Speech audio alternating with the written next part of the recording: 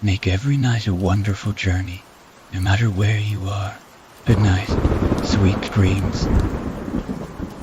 The first story, Drips and Needles. About 2 weeks ago, I decided that I wanted some styrofoam heads to hold a couple of my hats.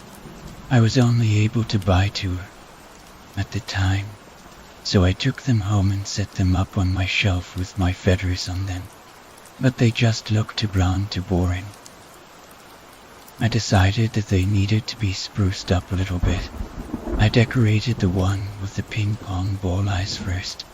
I named him Pins and Needles, due to the pins sticking out of his lips. I made it so his eyes were able to move when I wanted them to. I just rolled the eyes in certain directions to make him look like he was looking that way. A few nights after I made Pins, I decided to decorate the other one.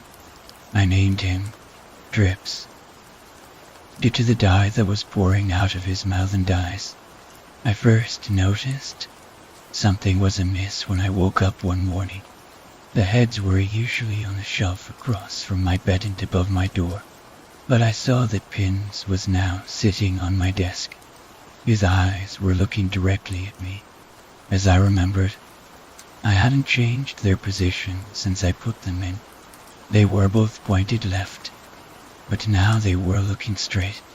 It struck me as a little bit odd, but I figured that it must have fallen off in the night, and I picked it up without remembering it.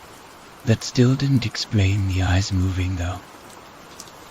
I tried to push it out of my head as I put Pins back on his shelf with Drips. After that, nothing happened for a few days and I had almost forgotten about it entirely. Then, one night, I woke up in the middle of the night and Drips was out of place.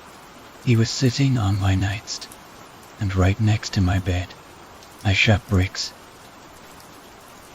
I know that I didn't put him there, and I live alone, so nobody else could have either. I hit him off my nightstand and threw a blanket over him and tried to go back to sleep. The next morning, the cover was off of him and he was sitting upright. By now, I was thoroughly freaked out by the heads. I didn't like them anymore, but I told myself that I was being irrational and scared for no reason. I picked Drips up off the floor and set him back up on the shelf with his horrific companion. When I got back from work later that day, I took the feathers off the heads and tossed both heads in the corner of my garage. I was finally able to sleep peacefully for a night or 2. Both of the heads were stuffed in a corner of my garage. But 2 nights ago, I woke up to see that they were both back on their shelf A, and wearing their feathers. I freaked out and went downstairs to sleep on my couch. There was no way in hell that was possible. Now I'm convinced I'm losing my sanity.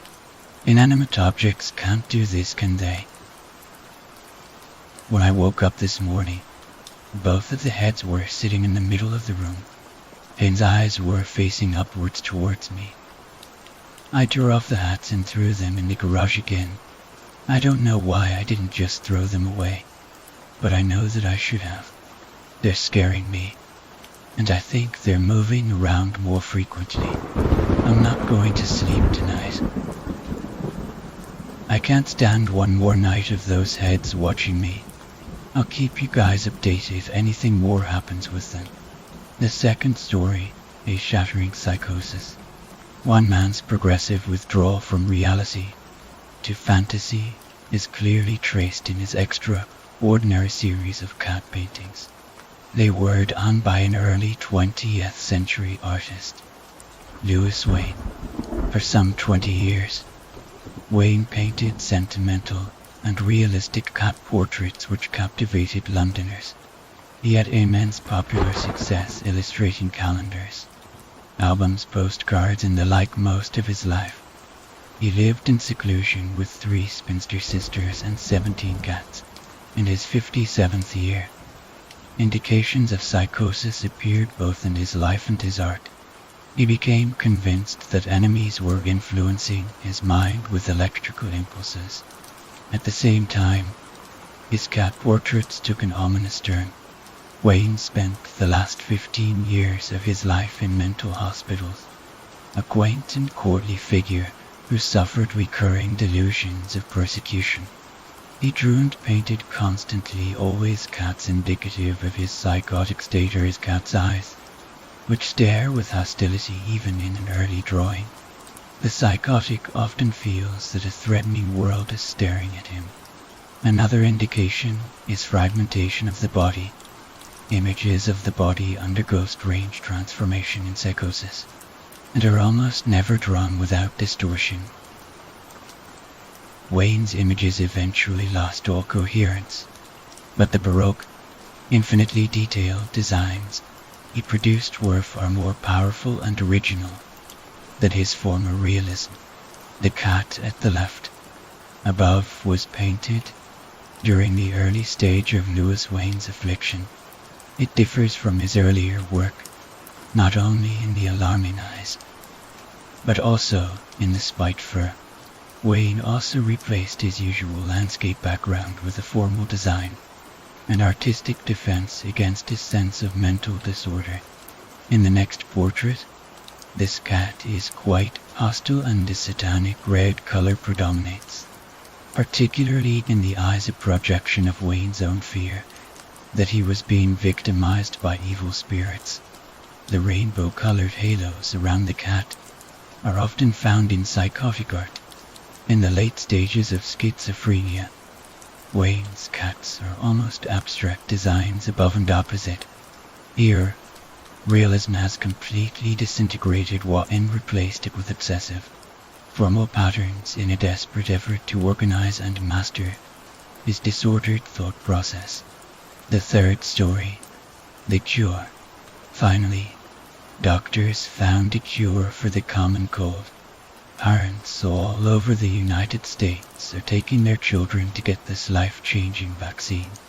You, however, do not have children and have always had a strong immune system. Therefore, you decide you do not need this new vaccine, but you cannot help but pay attention to the commercials. Don't you hate that sick feeling you get from the cold? Could you believe a simple shot could make you forget about this forever? This vaccine has been tested again and again to ensure your safety and wellness. Side effects may include extreme drowsiness, mood swings, and swelling of the lower eyelids. Temporary side effects are nausea, dizziness, and loss of coordination after receiving the vaccine. You should not drive or operate heavy machinery for at least 3 days. It's typical, but nothing extraordinary. You glance at the clock near the television. It is 7:34 a.m. You are going to be late for work. As a janitor at the local public elementary school, you slip on your shoes, grab your backpack off of the couch, and make your way to the garage. On your way, you see the mailman at the mailbox. You always BS with him. He has been your mailman for over 12 years. He tells you that he was thinking about getting his son vaccinated. It is not shocking. It seems to be all over the news, and the topic of choice for parents. You politely tell him that you will talk with him tomorrow. When you arrive at the school, you slip on your headphones and begin to sweep the floor as you do not look up at any students. Why would you care? Time passes, and you leave the building after disinfecting every desk and scrubbing every sink in every bathroom. You open the back door and walk to your car. Rage pours through your veins as you see that the windshield of your car had been smashed. You look around and see a boy. He may have been in 4th or 5th grade. He tilts his head forward and raises his eyebrows. You wonder why he makes this face. And then it hits you, his lower eyelids are extremely swollen. You want to confront him, but decide to let him go. There is nothing he can do for you tomorrow. You will simply park in the hospital parking lot. On the other side of the street, you watch the boy slowly tiredly, walk away after about 7 steps. He leans up against the brick wall that he is walking next to. You open your driver's side door, sweep some broken glass from the seat, duck your home, and go to sleep. Your alarm clock's battery died. You walk into the living room and squint at the clock near your television. It is 800 for AM. Great. You're already late, and you haven't even brushed your teeth. You get ready and arrive at work. Your boss, a 5th grade English teacher, wants to speak with you. You walk into his classroom and notice that all of the children are either slouching in their seats or sleeping with their heads on the desk. She tells you how unacceptable it is for you to be coming in late so often, and made you promise that it will never happen again. Then he excuses you. You walk towards the door, but have your eyes glued to the puffy eyelids of the children. A boy in the front row began snoring on his desk, clutching a sharpened pencil, pen, and eraser. You see the teacher nudge the boy and ask him to stay awake. The boy's face twists as he stabs the teacher in the heart with the pencil. He tried to scream, but you are frozen in shock. Only 2 words flash in your mind.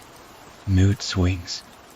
None of the students seem to have noticed what just happened before their eyes. You suddenly gain control of your body and scream for help. This angers the children, whose faces now portray extreme hatred.